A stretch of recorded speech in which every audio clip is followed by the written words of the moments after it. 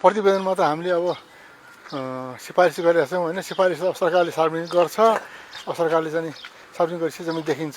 अहिले त अब सबै कुरो हामीले अहिले व्यक्त गर्ने कुरो हुँदैन होला।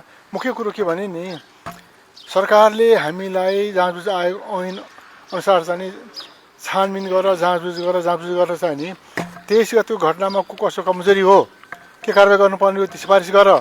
24 गतिको घटनामा को दोषी छन् तिनीहरूलाई कारबाही गर्नलाई चाहिँ सिफारिस गर भनेर भनेको थियो होइन।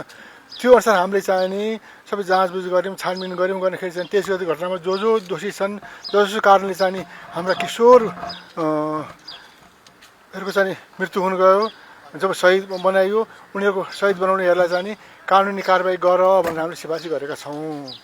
त्यो सिफारिसमा चाहिँ नि गोली हान्ने हान्न लगाउने नरोक्ने गोली नरोक्ने सबै परेका छन्। कतिजना चाहिँ छन् अहिले ठ्याक्क होइन अब त्यो भनेको मैले यसरी भने पनि तपाईँले हो होइन चाहिँ बताउनु होला। तत्कालीन प्रधानमन्त्री र तत्कालीन जिल्लाका सिडिओ काठमाडौँका सिडिओलाई तपाईँहरूले फौजदारी कारबाही अगाडि बढाऊ भनेर सिफारिस गरेको हो ठ्याक्कै भनिदिनु त।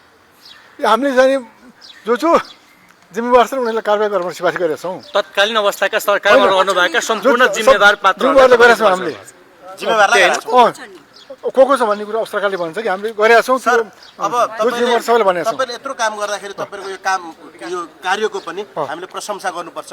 कतिको सहज भयो कतिको असहज भयो तपाईँहरूलाई सुरुमा त बधाई पनि छ। कस्तो भयो यो काम गर्नलाई? यसो हुन्थ्यो हामीले काम गरेको भने देशको लागि जनताको लागि त्यो शहीदहरूको लागि काम गरे हो। हाम्रो काम गर्दाखेरि त अब सामान्य कुरो त अलिअलि झन्झट अप्ठ्यारो हुन्छ होला के हो। हाम्रो त्यस्तो कुनै छैन कि देशको लागि काम गरे भने हाम्रो सन्तोष छ। हामीलाई कुनै त्यस्तो अप्ठ्यारो छैन। सर आम जनताले सोधेको एउटा प्रश्न होइन यो इलेक्सन भन्दा पहिला प्रतिवेदन आएन तपाईँहरूले अहिले बुझाउनु भयो।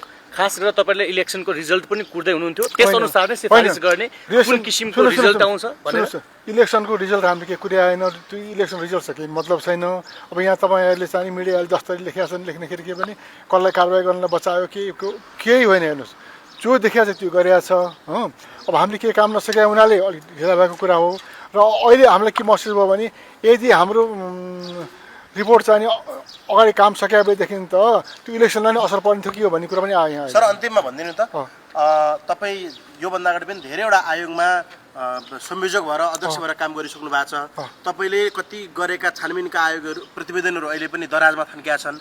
यो दराजमा थन्किने स्थिति बन्न सक्ला कि सक्दैन त्यो डर तपाईँलाई छ कि छैन? सक्दैन। मैले अघि नै हाम्रो सामान्य प्रधानमन्त्रीज्यू लगायत मन्त्रीज्यूहरूको आज मन्त्री परिषद अगाडि हुनुहुन्थ्यो। म उहाँहरूलाई भने सुरुमा म यहाँ नियुक्ति हुनुभन्दा अगाडि नै मैले सार्वजनिक गर्नुपर्छ भनेको थिएँ। अहिले पनि सार्वजनिक गर्नुहोस्। सार्वजनिक गर्न पर्यो। गरिसकेपछि त्यो कार्यान्वयनमा जानु पर्यो। कार्यान्वयनमा गएन सार्वजनिक गरेन भनेदेखि चाहिँ नि यो चाहिँ नि जेनजीका युवाहरूको फेरि अर्को आन्दोलन आउनसक्छ। त्यस कारणले त्यो सामना गर्न तयार हुनुहोस् सार्वजनिक गर्नुहोस् भनेर भनिदिएको छु। गर्नुहुन्छ प्रधानमन्त्रीले कहिलेसम्म गर्छु भन्नुभयो? होइन कहिले त भन्नु भने गर्छु भन्नुभएको छ। काम पक्का बनाएर छोड्नुहुन्छ? काम त